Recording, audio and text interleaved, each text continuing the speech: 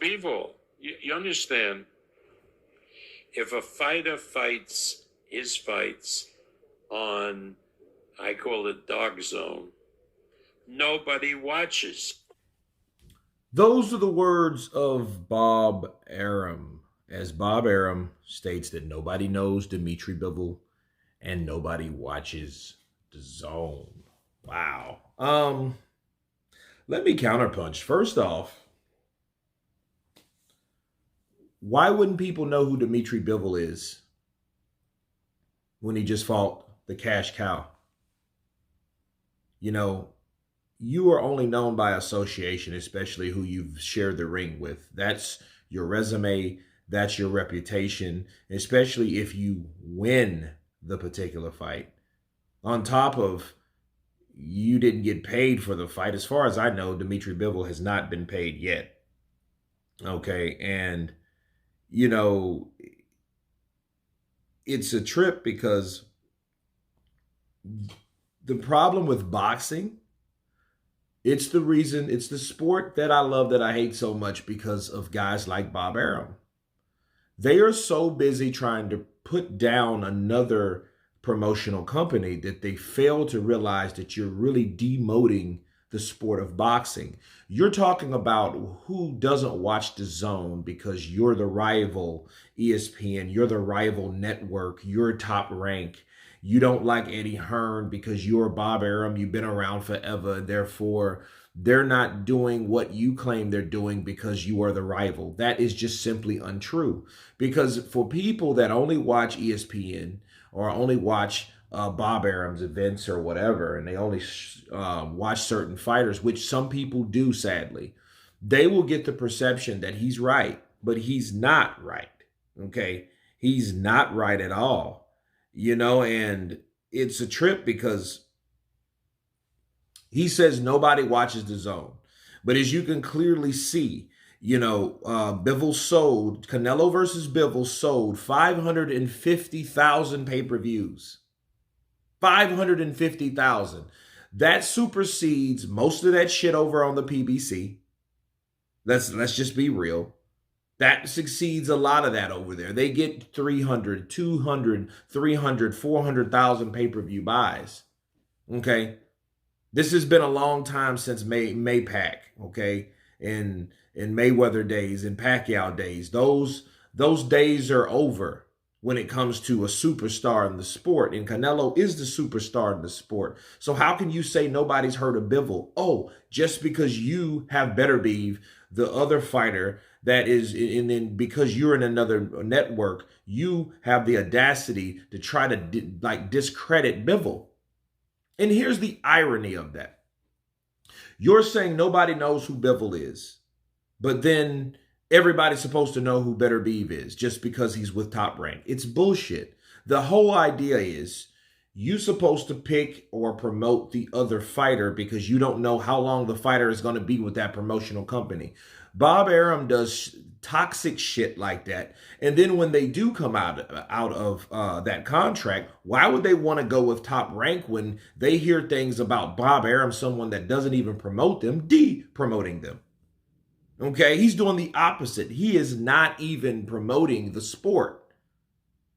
And of course, the irony is if he's talking about nobody's knowing Bivol on a certain platform like Seconds Out or IFL TV, you're promoting that particular fighter.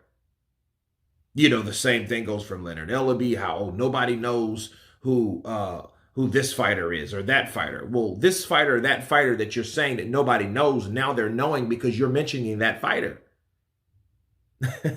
Josh Taylor. Nobody knows Josh Taylor. Okay, they know him now, obviously. So it's strange and it's quite amusing. It's hilarious, actually, how these promoters, just because they're not promoting them, maybe they got turned down an opportunity to promote that fighter. Maybe they're salty, like Bob Arum is known to be from time to time with certain fighters that he had signed, and they wanted to get the hell out of there, i.e. Oscar De La Hoya, Floyd Mayweather, Mikey Garcia, Terrence Crawford now is one of the latest. And then you wonder why they don't come back to you or mess with you because of the way you treat people. Okay, so with Bob Arum saying these things about these fighters, he's actually promoting the sport. But it just shows you where he is his heart and his mind, that he doesn't like, or he feels that he has to go out of his way to say what another platform is not doing. Well, if you need more proof, well, here it is. Let me show you guys this, okay? Bivol versus Canelo, it does over 600,000. Okay, that was the first. This is the second. May 17th, Canelo versus Bivol does over 600,000 pay-per-view. Okay, but look at Crawford. Okay, Crawford, they didn't even break the even point of 150,000 pay-per-view buys. Okay, and that was a hell of a fight, but it did not do well on Top Rank.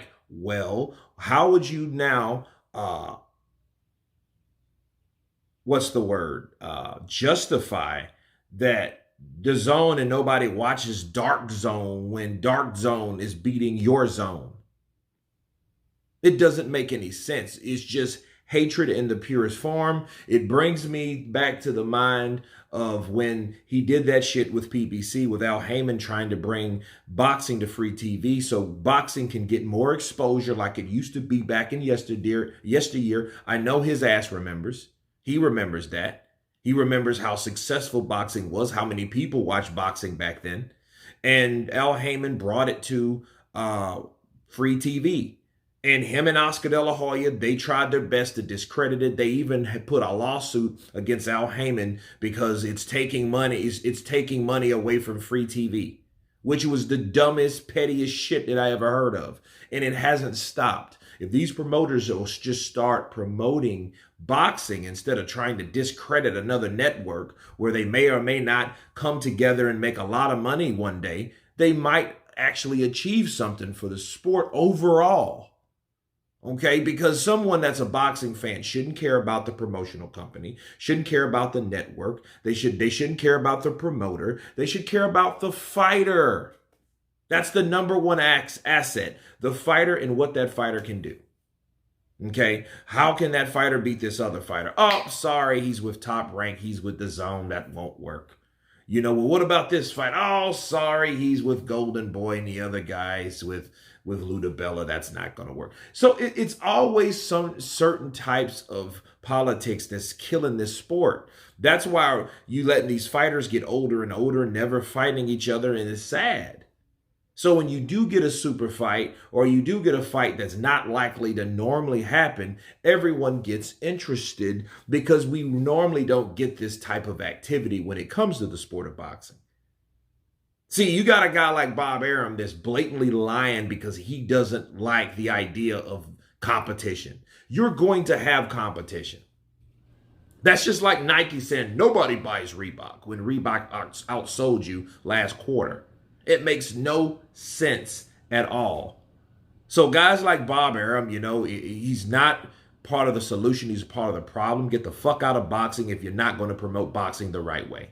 But anyway, that's my counterpunch on that. You guys tell me what you think about Bob Arum's take on the Dark Zone, the Zone. Of course, please subscribe. And you guys been Counterpunched. Peace.